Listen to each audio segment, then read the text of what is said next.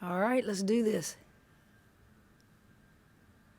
Hey Kim, yeah, you mentioned last time that maybe your players, one of the things they were going to learn about you was your sense of humor. Where did you develop that? Was that something that you had as a player, or is that something you was a coaching tactic that you developed later?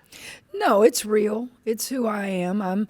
I'm just comical, quick-witted.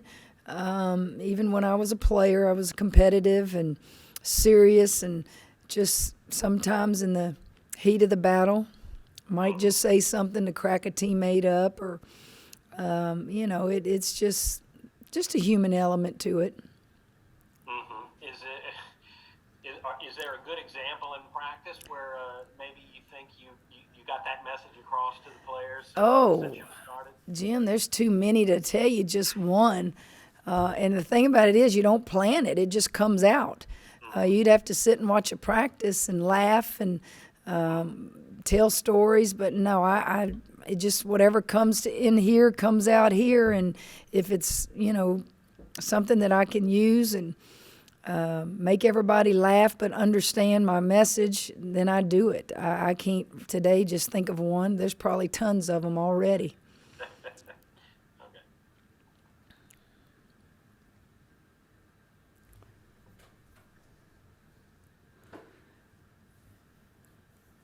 Hi, Coach Mulkey. This is William with Tiger Rag. How you doing? I'm good, William.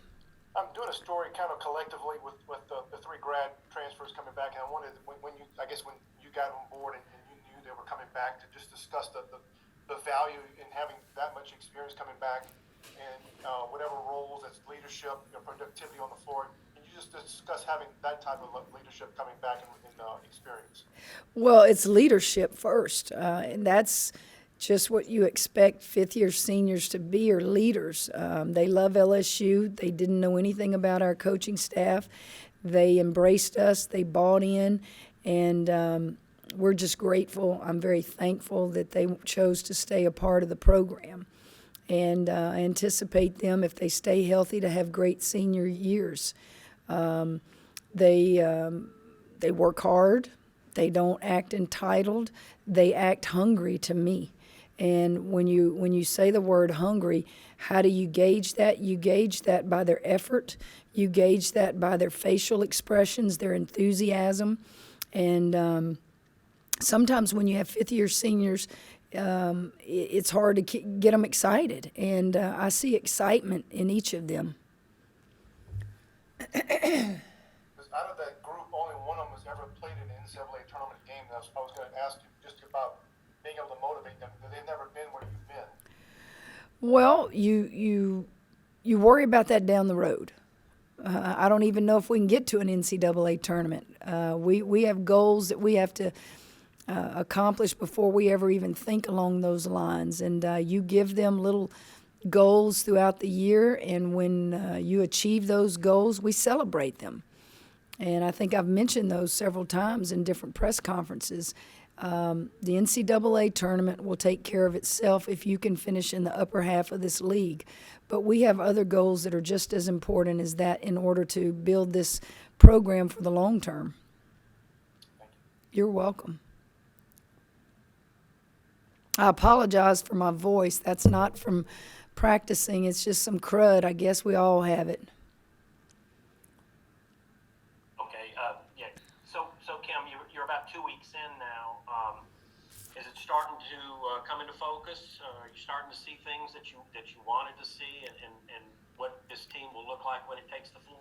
Well, certainly I'm starting to see more than I had the last time I visited with y'all, but until we play against somebody, I think the true picture is a little cloudy right now. But going against each other every day in practice, going against what I call the dream team, which are the male students from LSU, I think it gives me a better sense of maybe who potentially could be in our rotation of 8, 9 players.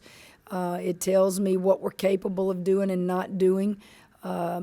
It's, yeah, I'm getting a clearer picture, but until we toss it up on that floor against competition, I don't think I have just a true picture. But I know what some of the strengths and weaknesses of these kids are now. And The one thing that has remained constant, guys, is that they really are working hard. They really want to excel. They really want to do good. And I think, that's obvious every day. Has there been a specific surprise player or a surprise aspect of this team that's hit you? Well, I think I start with the three seniors. I think their sense of comfort, maybe even though they're uncomfortable with a new coach and they are learning themselves, I think the physicality, the just playing the game, I think it's a comfort level that comes with an older player. I think, as always, freshmen, they struggle. They struggle with the physicality. They struggle with the focus. They struggle with time management. This is all new to them. So nothing unexpected in those areas. I think once I start narrowing it down where the 8 or 9 players are playing together consistently on the floor, I can get a really good picture of rotation and who needs to be on the floor with who. I kind of know now in my head, but I don't ever want to count anybody out. You have those players who are great at running drills, and they look good in practice, and when the lights come on, they disappear. And so I think that's why the games are so important. Hey, Kim, Ron Higgins, Tiger Rag. After going to a couple of your practices, I can vouch that you are highly entertaining. The stuff that comes out of your mouth is unscripted. It's really good. But at your practices, really, nobody stands around for too long. There's always motion, and it seems like the energy is always up, whether it's the assistant coaches clapping or you just won't tolerate people standing around. So talk about the high energy and that you demand at practice, like for 3 hours, same of energy. Well, our sport is fast-paced, and that's my personality. In that, maybe it's part of having been a player. I did not like playing for coaches who just said, "Get on the baseline and run," and they spend all this time conditioning you. To me, that's the strength and conditioning coach's job. If you can get better and also condition with a basketball in your hands, that's what I wanted as a player. Water breaks are great. To me, you have a water break the entire practice, as you have noticed. We have managers standing there. Anytime you want to reach and grab water, you do so. But I just think it gets you in shape. It prepares you for games. And, I don't want to be rushed, but I just don't want a lot of dead time out there. That dead time, man, that 20 minutes of running or that 20 minutes of sitting around or moving, what could we have done in that 20 minutes that would have made us a better team? And so I've always had practices like this, and we work. That time is spent working.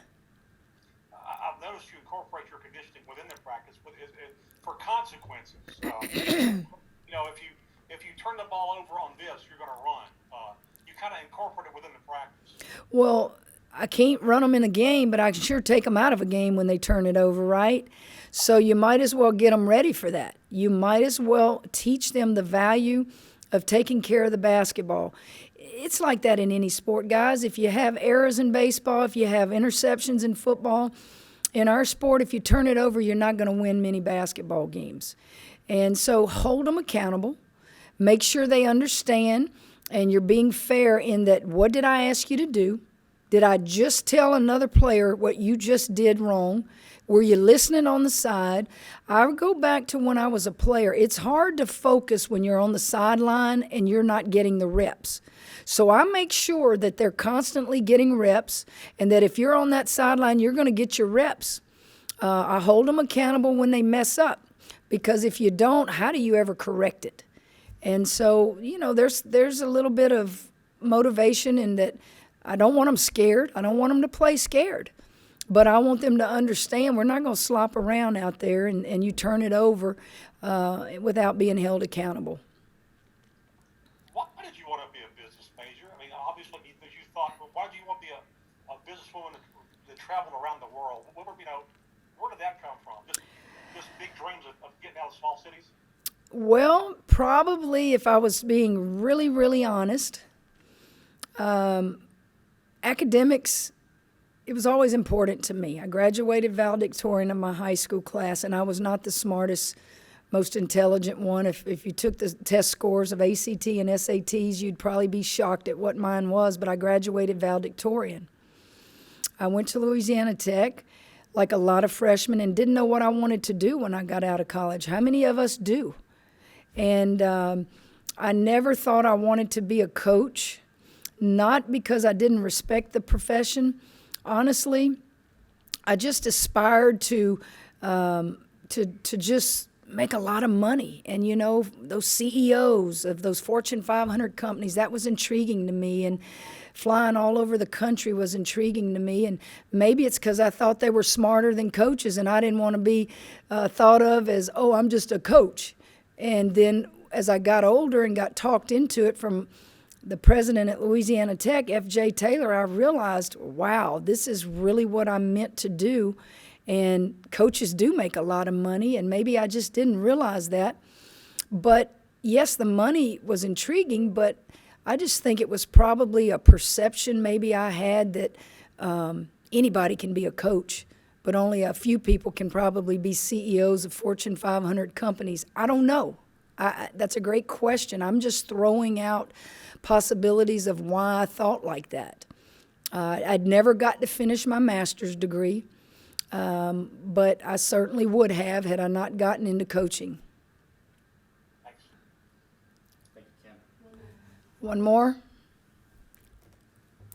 I just want to go back and ask you about the grad transfer students again.